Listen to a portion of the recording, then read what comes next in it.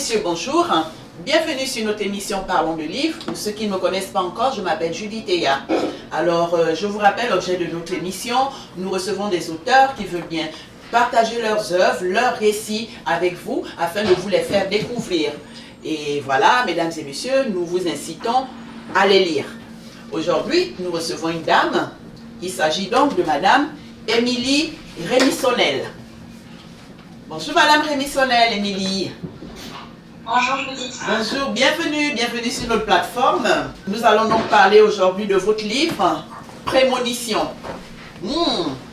Prémonition. Alors là, dès qu'on voit ça, on est curieux de savoir, voilà, ce qu'il y a là-dedans, de quoi parle le livre. Enfin, on sait de quoi parle le livre par le titre. Mais avant de parler du récit, je vais vous demander de vous présenter au public. Je suis maman d'une petite fille de 9 ans. J'ai bientôt 37 ans et je suis aussi esthéticienne à domicile à mon compte, en parallèle de mon loisir qui est de lire énormément et d'écrire. Voilà. Super. C'est super, c'est bien écrit, C'est votre premier roman, Prémonition? Troisième. C'est le troisième roman. Voilà. L'histoire est très intéressante. En plus, j'ai vu Prémonition, je suis très curieuse moi, par rapport à ça. Voilà.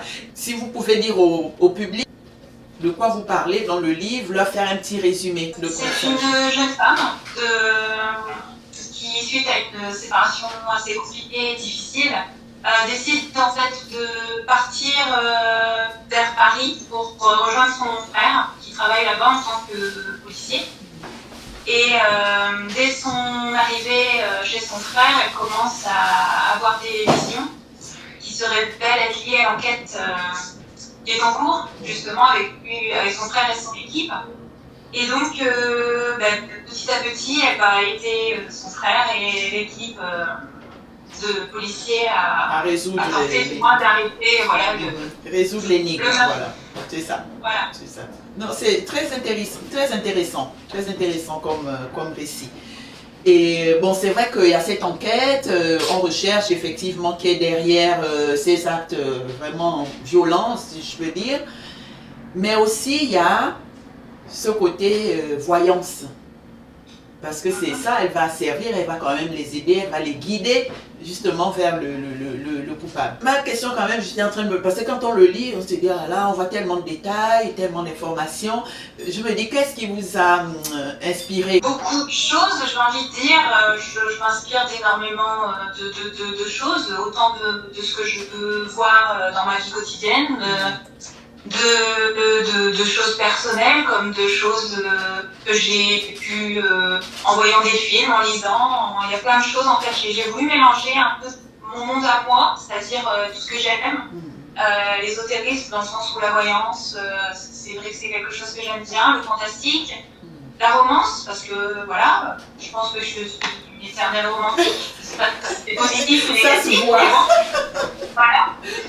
Et puis aussi les enquêtes avec l'intrigue, le côté policier, parce que j'aime aussi beaucoup tout ce qui est autant les séries que les livres qui parlent de ce sujet-là. Donc je me suis inspirée de tout mon monde, on va dire, pour essayer de le faire découvrir aux autres. Voilà, tout simplement. Merci. Mes valeurs et puis en voulant aussi exprimer le fait que il ne faut pas juger les autres. Et puis, voilà. C'est ça. Élise, le personnage principal, effectivement, elle est là-dedans. Elle est dans la voyance, elle a ce don. Mais en plus, c'est un caractère, elle est vraiment, c'est un personnage, on ne peut que s'attacher à ce personnage. Parce qu'on voit une espèce de bonté, de générosité en elle. Elle le dit, elle veut aider les gens, tout ça. Et elle est toujours, elle se dit, je ne suis pas dans le jugement. Je ne suis pas là pour juger. C'est vraiment, c'est très bien ça. Alors, dans ce roman, on trouve 3 thèmes. Ce roman, donc, il y a cette enquête. Il y a une belle histoire d'amour. Il y a une mauvaise et une belle. Voilà, on retrouve l'amour et la voyance. Voilà, donc les prémonitions. Alors, En général, déjà, la première question que je me pose, je me demande, on parle de voyance, euh, médiumnité. Dans le cas de Élise, elle voit en fait, elle perçoit, elle voit, elle ressent des choses, tout ça. Donc, elle est plus voyante, elle n'est pas médium. Est-ce que vous pouvez nous expliquer la différence entre un voyant et un médium? Un médium. Parce que apparemment le médium communique avec les morts, avec les âmes qui sont parties. Alors Élise est donc voyante. Voilà, elle perçoit les choses. Oui, c'est ça. Elle a plusieurs dons, on va dire. Après, des dons, il y en a énormément. Et en fait, je ne peux pas expliquer non plus. Sinon, je peux spoiler un petit peu l'histoire. Mais on va dire que oui, elle a ce don qui fait que des choses se révèlent à elle. Et c'est souvent par vision ou une intuition. Ou alors la perception des auras, parce qu'il y a tellement de choses. Voilà. Donc, mon personnage fait aussi au niveau de la voyance avec les tarots. Donc, j'essaie d'expliquer un petit peu dans mon livre quand d'autres policiers posent des questions, parce que je me dis, c'est bien aussi de t'expliquer pour quand le lecteur ne sait pas vraiment, au moins il y a une petite explication. Parce que je sais que moi, selon les livres que je lis, quand je ne comprends pas quelque chose, je stoppe et je vais chercher la définition pour comprendre, mais ça me coupe dans mon histoire. J'ai essayé un petit peu d'expliquer dans le dialogue pour dire que le lecteur n'est pas à se couper de l'histoire pour aller chercher vraiment la signification des choses. C'est vrai, c'est bien clarifié, c'est bien clarifié. À un moment, vous parlez effectivement du tirage des cartes de tarot de Marseille et tirage des runes. Oui. J'ai jamais entendu parler de ça. Qu'est-ce que c'est? Les runes. Oui. Les runes, c'est pareil, c'est des pierres avec des symboles dans la mythologie nordique en fait. C'est ce qui va avec Thor, Odin, etc. Et c'est aussi une façon de voir les choses par rapport aux runes. C'est une équivalence des tarots de Marseille, mais dans la mythologie nordique. J'aime tout ça, donc je me renseigne beaucoup sur les mythologies, la voyance, etc. Après, c'est mon univers, quoi. C'est bien de le partager. Vraiment, on découvre. Moi, je suis curieuse, je suis vraiment curieuse de tout. Effectivement, Élise explique un petit peu. Elle est, je ne dirais pas introvertie, mais elle est vraiment. Vous voyez, le fait qu'elle dise qu'elle ne le dit pas à tout le monde. Vu les idées que les gens ont, hein, les clichés qu'on a sur voilà, des personnes voyantes, tout ça, elle dit les gens ont peur de ce qui est différent et je le suis. Voilà. Elle dit des choses comme ça, voilà, elle voit les choses pour les autres et pas pour elle. Voilà, c'est ça aussi en fait. Le voyant, il voit les choses pour les autres et pas pour lui ou elle. Exactement. Ah oui. Ah ouais. Ah là là, vraiment, j'ai effectivement noté tout ce qu'elle dit. Hein, et puis, effectivement, on voit de bonnes choses et de mauvaises choses. Hein. On voit les deux. On voit les deux. Après, il faut un positif et un négatif pour faire l'équilibre. J'ai envie de dire, c'est ce que j'essaie de faire comprendre aussi dans mes histoires. Quoi. Tout n'est pas forcément mauvais, tout n'est pas forcément bon. C'est juste un équilibre des choses qu'il peut y avoir. Mais après, ne pas être dans le jugement. Parce que c'est vrai qu'on a tendance à juger ou à détruire ce qui nous est différent, ce qui nous fait peur, mais c'est pas parce que c'est différent ou justement que ça nous fait peur qu'il faut justement, comment dire, détruire tout ça, parce que chaque chose a sa raison d'être. Tout à fait. Et donc, j'aimerais donner le fait dans mes histoires de pas juger, d'essayer de se mettre à la place d'eux pour comprendre le point de vue des autres en fait. Vous savez, il y en a qui font, c'est facile de faire preuve de paresse intellectuelle, voilà, parce que ils ne cherchent pas à savoir, ils ne vont pas découvrir, tout de suite ils font des jugements. Ça aussi c'est la méconnaissance des fois qui fait ça, qui fait en sorte que les gens, c'est plus simple de juger quoi, c'est plus simple. Oui, c'est plus facile de laisser, c'est le raccourci. De laisser dans quelque chose, dans les on-dit, dans les choses qu'on connaît, plutôt que d'essayer de comprendre pourquoi c'est comme ça ailleurs. Et c'est ça. Exact, c'est le raccourci qu'ils prennent. Mais Élise, on voit, elle a ce don et c'est pour aider les autres, en fait. C'est pour aider les autres parce qu'on voit, elle a une sensibilité quand même. Hein. Le fait de vivre ce que vivent les autres dans ses visions, elle voit ce que vivent les gens, que ça soit le bonheur comme le malheur. Voilà. Elle le voit et surtout elle le ressent et elle le vit. C'est-à-dire que quand elle est dans sa vision, elle est à la place de la personne qui est dans sa vision. Elle ressent autant la douleur, elle ressent tout. Donc quand elle se réveille, elle a ce lien finalement invisible, mais elle a ce lien avec la personne de sa vision parce qu'elle vit réellement, elle ressent son mal-être, tout. Donc c'est pour ça qu'elle a elle est beaucoup sensible du fait justement de comprendre ce que vit l'autre. C'est ça, tout à fait. Elle est vraiment sensible, elle est sensible et comme je disais, généreuse parce que c'est ça en fait sa mission. Elle dit elle est née, voilà, c'est un don qu'elle a et elle veut aider les autres comme ça. C'est pendant tout le long, le livre, on le ressent. Du coup, on ne peut qu'aimer ce personnage. Hein. On ne peut qu'aimer ce personnage vraiment humble. L'amour qu'elle donne aux autres, c'est plus ça quoi, c'est vraiment, du coup en lisant ça enlève un peu cette idée, voilà, ces clichés qu'on donne aux voyants, oh là là, les sorcières ou je ne sais pas trop quoi, des gens qui, voilà, mais en fait elle donne vraiment le rôle, elle a un don, elle est née avec et puis voilà, elle sait qu'elle peut le mettre à profit pour aider les autres. Et c'est ce qui ressort dans ce livre. Et j'ai vraiment beaucoup aimé. J'ai beaucoup aimé. À un moment, dans les visions d'Élise, elle parle d'aura. C'est quoi? Elle parle d'une lumière autour de la personne. L'aura, c'est quoi? C'est ce que tout le monde a. C'est une énergie en fait lumineuse qui se trouve autour d'une personne, mais la couleur définit beaucoup de choses. Et Élise perçoit ça, elle arrive à... Elle arrive à percevoir les auras pas forcément toutes les personnes, mais elle arrive à définir certaines auras, dont celle du meurtrier qui est forcément noire, c'est pas forcément une très bonne couleur dans ce sens-là, et elle ressent aussi beaucoup le fait par rapport aux auras comment dire, si c'est une personne qui est triste, elle ressent beaucoup les émotions finalement aussi par rapport aux auras. Oui.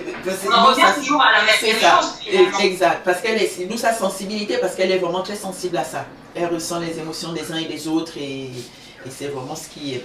Alors, l'existence des anges. C'est un thème dedans. L'existence, il y en a qui disent oh là là, les anges, oh là là, les anges. Les anges qu'on connaît, c'est les anges dont on parle dans la Bible. Mais aller dire à une personne, machin, oui, tu dois avoir ton ange gardien, il y en a qui sont vraiment sceptiques par rapport à ça. Oui, il y a beaucoup de personnes qui sont sceptiques sur beaucoup de choses. Mais après, que l'on croit ou que l'on ne croit pas, je pense qu'on peut très bien vivre tout le monde en paix ensemble en respectant justement les croyances de chacun. C'est pour ça que j'ai mis pas mal de thèmes que j'aime dans ce livre pour aussi montrer au lecteur cette perception que moi j'ai de la vie, que c'est pas forcément parce qu'on ne voit pas les choses qu'elles n'existent pas. C'est vrai. Donc, j'ai vraiment aimé tous ces thèmes qu'il y a là-dedans, la façon dont vous les abordez. C'est, comme on dit, à travers Élise, vous voyez, vous donnez ce récit. Vous ne dites pas oui, c'est ça, non, mais chacun lit et puis à chacun de retenir ce qu'il veut retenir et le prendre comme il veut le prendre. C'est ce qui est bien là-dedans. Oui. Donc forcément on s'interroge, il y a une pierre, j'aime beaucoup les pierres moi aussi, j'aime les pierres. La pierre d'améthyste. La pierre d'améthyste. Alors, en réalité, dans le livre, le rôle, enfin du moins, la fonction qu'elle a, c'est réel ou c'est juste pour le roman? La pierre d'améthyste. C'est réel alors.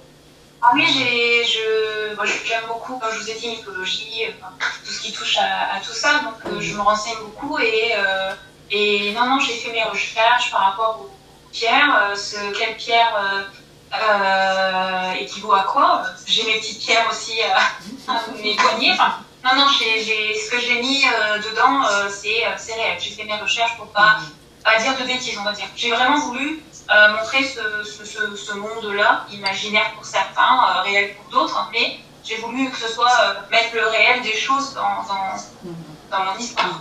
C'est super ça. Alors, les expressions.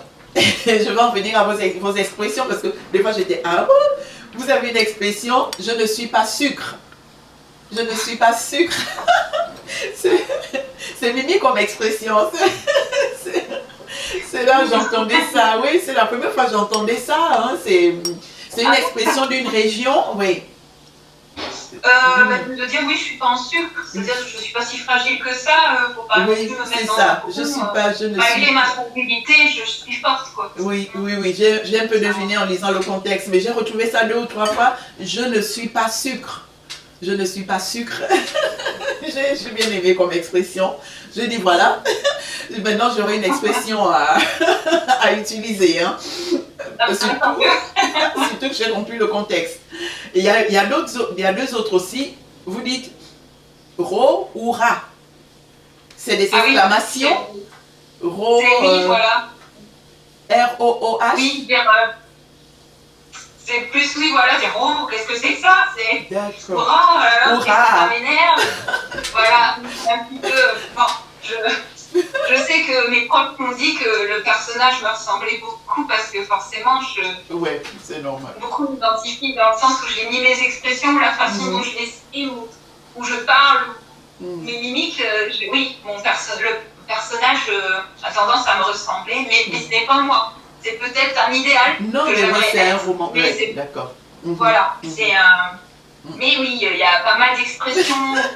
C'est super. Vraiment, on découvre et on se marre. C'est bien ça. C'est super. C'est vraiment super. Mais c'est bien parce que vous avez mis votre touche aussi. C'est ça aussi le rôle de l'écrivain. Vous voyez, de nous entraîner dans son contexte, dans son monde. Et puis voilà, hein, on découvre. C'est vraiment super. Alors, maintenant, je vais poser une question qui est, comment je peux dire, philosophique, métaphysique. On dit souvent qu'il n'y a pas de hasard. Qu'avez-vous à dire en tant que, parce que vous dites que vous avez fait des recherches, vous connaissez un peu, parlez-nous un peu de ce hasard. On dit qu'il n'y a pas de hasard. Est-ce vrai qu'il n'y a pas de hasard? Après, c'est mes croyances à moi. Je veux dire, ça ne tient qu'à moi. Je n'impose rien. C'est ça que je précise. Mais par moi, de ce que je pense, pour ma vision des choses et comment on m'a aussi appris les choses, parce que c'est beaucoup ma tante que j'aime beaucoup qui m'a un petit peu donné des leçons de vie et je la remercie pour ça. Elle m'a toujours dit il n'y a pas de hasard parce que et je pense comme elle, le fait qu'on a tous une raison d'être, comme je le disais tout à l'heure. Après, on ne sait pas forcément quelle est cette raison, mais c'est à nous justement à faire ces recherches pour soi-même et à savoir qui l'on veut être et le pourquoi des choses. Mais je pense que non, il n'y a pas de hasard. On rencontre tous dans sa vie les personnes que l'on doit rencontrer. Après, le chemin de vie est différent en fonction de nos choix, parce qu'on a le libre arbitre et que si on décide de couper court à une relation, ben voilà, c'est son propre choix, mais c'est pas. La personne qui était dans sa vie, c'était, je pense, quelque chose qui était voulu. Mais après, ça ne tient toujours qu'à moi. Je pense qu'il n'y a pas de hasard. Chaque chose qui arrive doit avoir une raison. Après, il y a les accidents, il y a les maladies, et ça ne rentre pas en compte parce qu'il y a toujours un hors contexte. Mais je pense que dans les grandes lignes, les grandes choses sont prédestinées. Comme un arbre de vie, comme un arbre, voilà, si on saute sur la première branche et puis sur la troisième après, voilà, c'est nos choix. Mais on a toujours le tronc qui nous ramène au centre du chemin et qui nous guide. Alors, peut-être le trouver bizarre. Non, c'est normal. Vous partagez effectivement votre philosophie de la vie, votre façon de voir les choses. Du coup, ça me fait penser à... On dit souvent que nous avons tous une mission de vie. C'est ça aussi, hein, peut-être. Nous avons tous une mission de vie. Maintenant, après, il faut savoir. Il y en a qui tout de suite la trouvent, cette mission de vie. Il y en a qui font un travail dessus. Oui, Mais le but, je pense que le but déjà, c'est de savoir faire une introspection de soi-même, ce qui est le plus compliqué, hein, de faire ça. C'est toujours plus facile de juger l'autre plutôt que de se juger soi-même. Mais je pense qu'avant de juger justement l'autre, on devrait déjà d'abord se juger soi. Exact. Donc, exact. Non, mais vraiment, voilà. j'aime beaucoup ce livre. Prémonition, mesdames et messieurs. Lisez-le parce que Élise, c'est quelqu'un de très modeste. On sent une grande générosité. De par sa sensibilité, on sent vraiment la générosité qu'elle a au fond d'elle. Elle répète tout au long du livre, elle n'est pas là pour juger. Elle n'est pas là pour juger, voilà. Elle nous donne un petit peu ses points de vue, ses visions qu'elle a. C'est un don, hein. Même dans la vie réelle, moi je connais des gens autour de moi qui ont ce don, qui ont des dons de voyance. Qui ont des dons de voyance. Bon, j'ai grandi moi dans une famille catholique. Donc à l'époque, en grandissant, on dit ah là là là, c'est démoniaque, oh là là, faut pas, faut pas. Mais en grandissant moi-même, par mes lectures, on fait tout, vous savez, on apprend. J'ai fini par m'ouvrir. Ah, c'est une science aussi. Les sciences, on appelle des sciences divinatoires. C'est une science, mais c'est pas tout le monde qui le fait. Il y en a qui ont des dons pour ça. Vous voyez, et j'ai fini par m'ouvrir. J'ai lu beaucoup de choses là-dessus. Et je sais qu'il y a des gens, il y a des personnes qui ont effectivement vraiment des dons de voyance.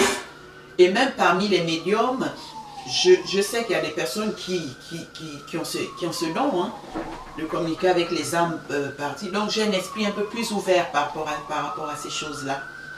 Sachant que ça existe. Je sais que ça existe pour ma part. Vous voyez, c'est la raison pour laquelle je me régalais en lisant le livre.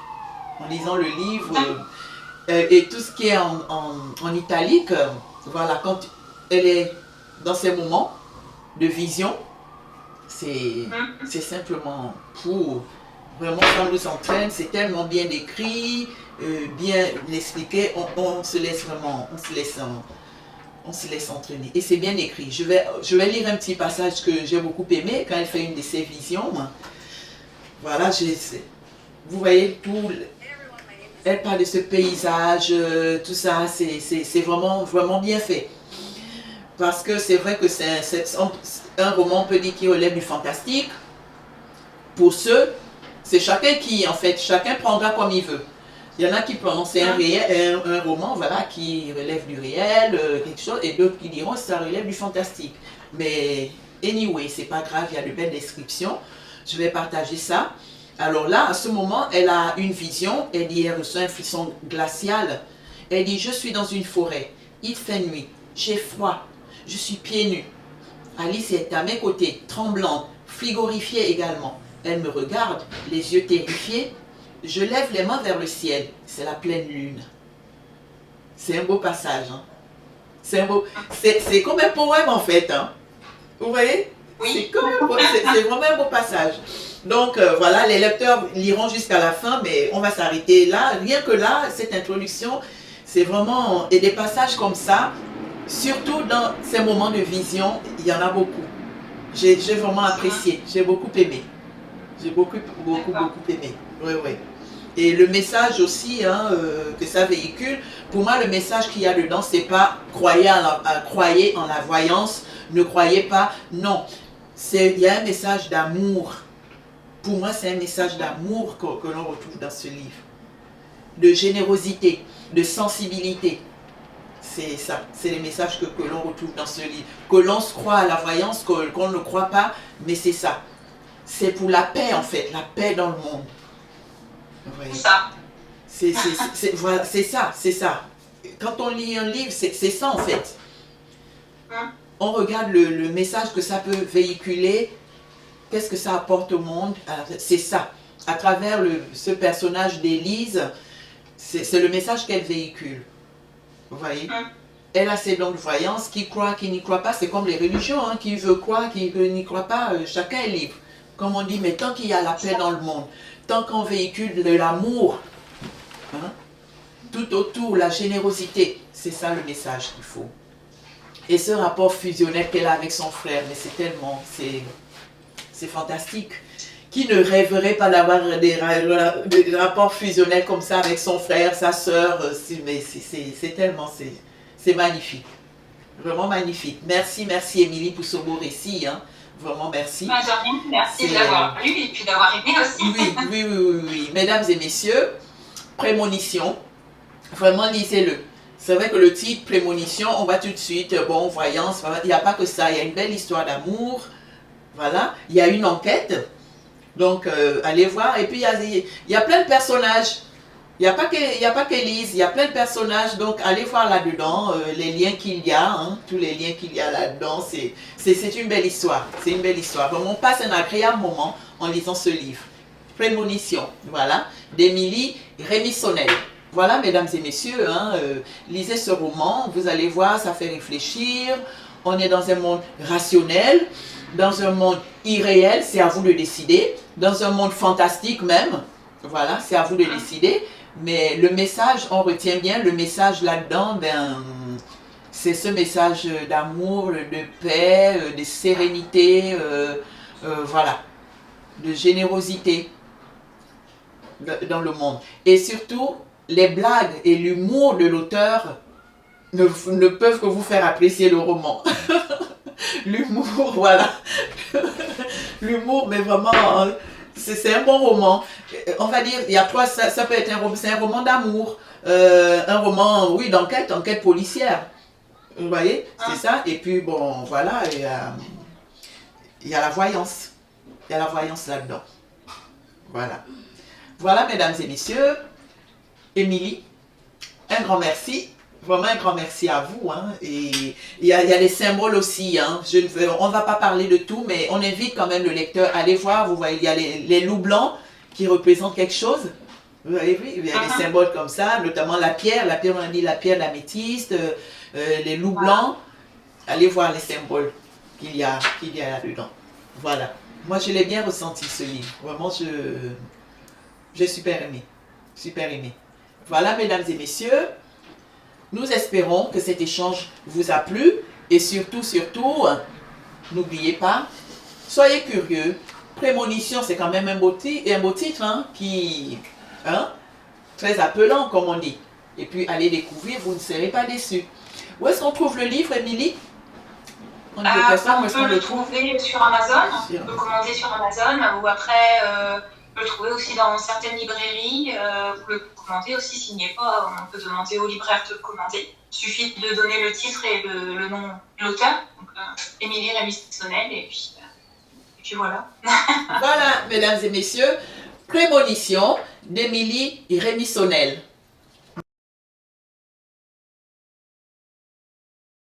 Mesdames et messieurs, nous venons de suivre, d'écouter Madame Rémissonnel par rapport à son roman Prémonition. Alors, Madame Rémissonnel, voilà, à travers son livre Prémonition, a vraiment, si vous voulez, élaboré un beau récit qui tourne autour des non-voyances de Élise, une belle histoire d'amour et aussi une enquête. Donc, il faut voir ça. Et ça fait réfléchir, hein. Ceux qui croient effectivement à la voyance, tout ça, rien ne change, hein. On se marre même en lisant ça. Et maintenant, ceux qui n'y croient pas, c'est pas grave, ce n'est qu'un roman, hein. Après tout, on reste dans le monde rationnel. Pour ceux qui sont cartésiens, on reste dans le monde rationnel.